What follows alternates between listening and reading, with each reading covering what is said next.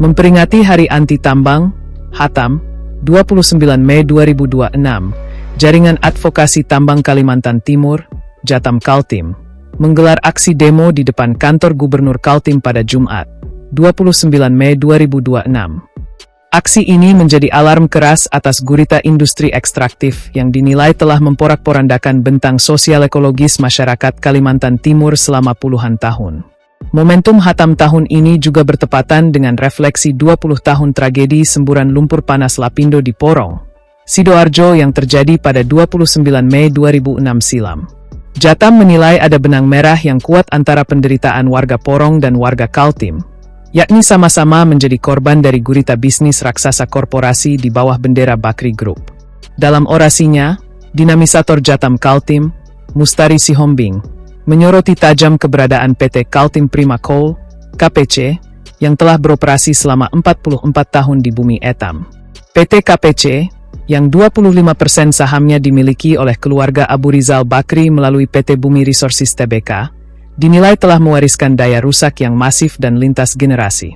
Meskipun kontraknya sempat habis pada 31 Desember 2021, PT KPC mendapatkan karpet merah perpanjangan izin operasional selama 10 tahun hingga 2031.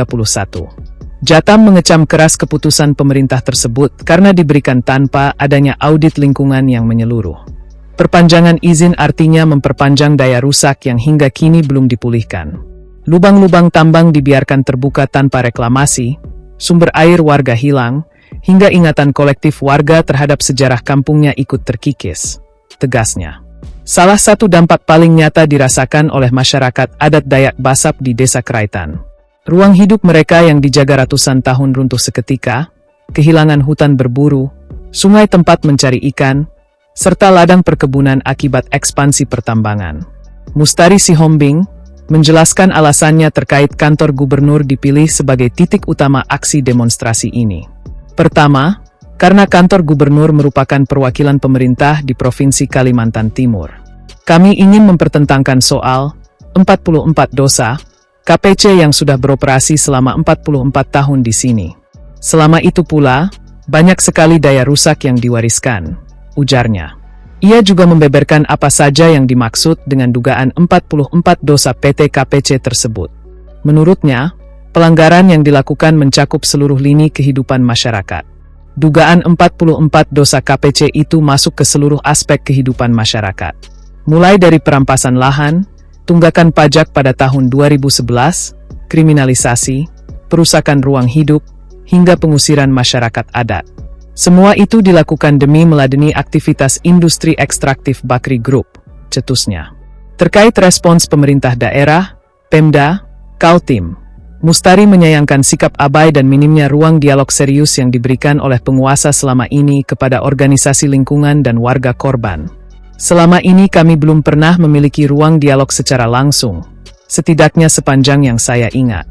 Ketika kami meminta pertanggungjawaban, memang cukup sulit melihat ketegasan dan sikap pemerintah, ungkapnya. Ia menambahkan bahwa berbagai laporan pelanggaran lingkungan telah dilayangkan, baik ke pemerintah pusat maupun daerah. Namun, hilangnya ketegasan hukum membuat korporasi seolah kebal dan terus melenggang melakukan eksploitasi. Kalau kita lihat dari sisi penegakan sampai hari ini, belum ada tindakan tegas, tambahnya.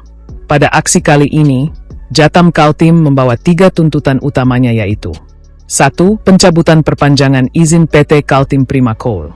2. Audit menyeluruh terhadap aktivitas pertambangan PT KPC selama 44 tahun. 3. Pemulihan ruang hidup rakyat dan penghentian ekspansi industri ekstraktif yang terus menghancurkan Kalimantan Timur.